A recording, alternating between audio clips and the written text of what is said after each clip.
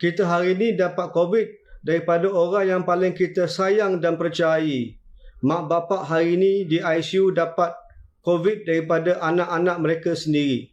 We are now getting COVID infection from the people that we care and we trust the most. Sedang kita letih dengan lesu dengan berbagai SOP dan polisi yang bertukar-tukar, COVID sudah tukar belang dia. COVID sekarang bukan sama dengan COVID dulu. Turtle ni dah jadi Ninja Turtle. COVID sudah tukar belang dia. COVID sekarang ni ada 3 ciri-ciri yang baru yang tak ada sebelum ni. COVID sekarang susah nak dikesan. Yang kedua, sangat ganas dengan kadar infeksi dia. Dan yang ketiga, lagi mudah merebak daripada mutasi ataupun varian yang sebelum ini. COVID sekarang dah jadi macam Ninja Turtle pakai topeng. Susah nak kesan. Okey, susah nak kesan. Yang peliknya sekarang, kalau buat swab hidung atau mulut, mungkin tak boleh nampak kesan COVID. Maknanya COVID ni dah pandai lindung diri dia daripada dikesan masa buat test. Dia masuk terus kepada paru-paru. Dulu dan sebelum ni, kebanyakan COVID akan menyebabkan demam, sakit tekak dan batuk. Maknanya demam dan sakit tekak adalah tanda-tanda awal penyakit COVID. Supaya kita pergi buat blood test, kita boleh buat swab, boleh kuarantin diri kita. Varian yang baru sekarang ni, mutasi yang baru sekarang ni tak menyebabkan sakit tekak dan batuk, tetapi terus masuk paru-paru.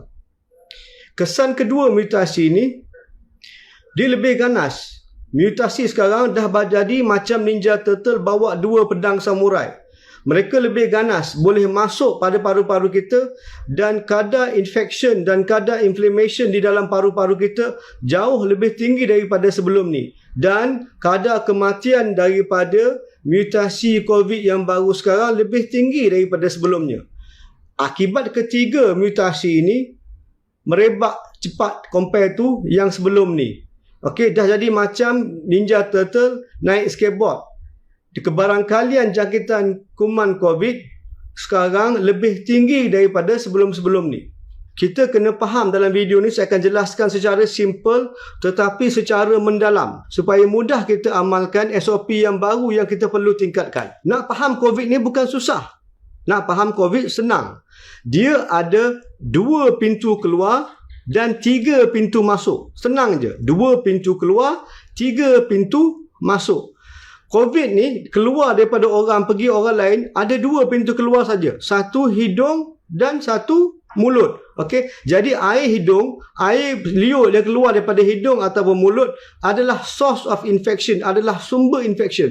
Tak ada sumber lain. Okey, dan pintu masuk COVID kena ke orang pula ada 3. Ada mata, ada hidung, ada mulut. Okey. Jadi kita describe, kita tengok macam mana dia boleh pergi. Okey. Cara pertama infection COVID ni boleh kena bila keluar, okey, daripada pintu keluar kita, daripada hidung, daripada mulut, keluar air liur, kena dekat tangan kita.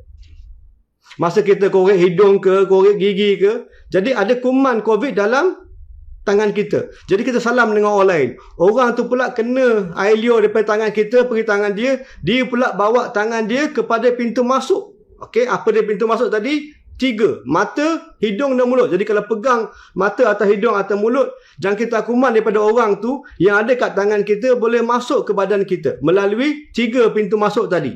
Okey, yang kemudian air liur. Air liur tu pula kalau tak pergi objek, tak pergi tangan atau tak pergi pintu, dia boleh terus keluar daripada hidung kita atau mulut kita masuk dekat pintu masuk orang lain. Yang tu direct transmission.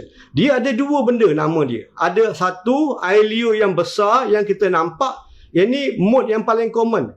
Cara yang paling common untuk kena jangkitan kuman COVID. Air liur besar kita panggil droplet. Yang kedua pula air liur yang kecil yang aerosol macam saya bincang hari tu.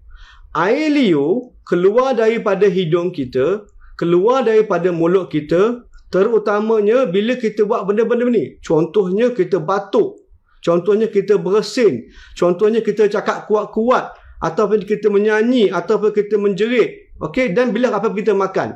Ada banyak COVID cluster yang berlaku dekat church for example, bila orang menyanyi dekat choir. Okey, ada banyak cluster COVID di restoran. Sebab tu tak dibenarkan makan di restoran. Sebab di restoran kita buka mask, kita makan, kita bercakap. Jadi banyak keluar droplet dan kadang-kadang mungkin keluar aerosol yang boleh menaikkan jangkitan kuman COVID pada orang-orang lain. Sekarang saya nak tunjuk video macam mana mekanisme dia bila kita batuk, kita bersin, konsep droplet dengan aerosol tu. Okey, sekarang kita boleh tengok. Engkau tengok mamat ni bersin kuat. Bila mamat ni bersin kuat, banyak keluar air liur. Banyak air liur yang terbang, betul tak? Sekarang ni nampak air liur yang terbang tu yang besar. Yang ni panggil droplet. Dia tahan dekat udara dekat 1.5 meter je.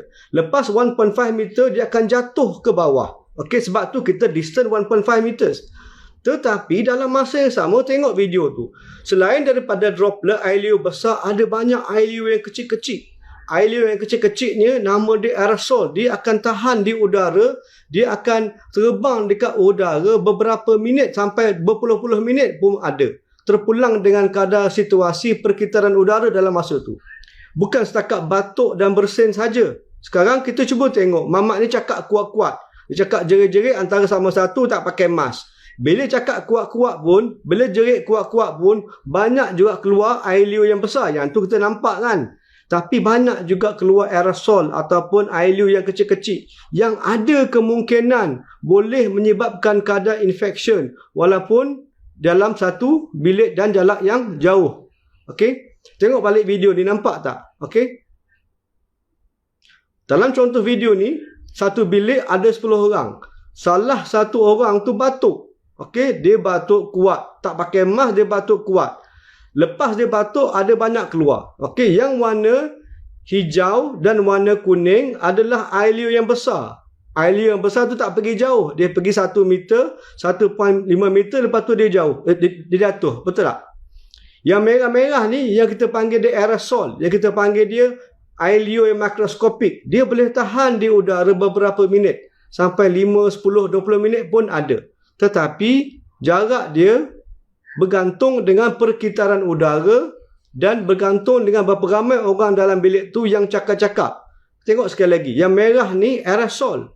Okey, dia boleh tahan dalam bilik sampai 20 minit. Jadi kalau classroom ke, tuition center ke, budak-budak takkan mask, tak pakai mask, dia batuk, dia bersin, cakap kuat-kuat, ada kemungkinan aerosol ni akan menyumbangkan kadar infection. Saya bagi tips sekarang. Tengok video ni. Apa yang berlaku dengan aerosol yang bintik-bintik hijau tu. Bila buka je pintu, bila buka je tingkap, semua aerosol tu akan perlahan-perlahan keluar dan hilang daripada bilik.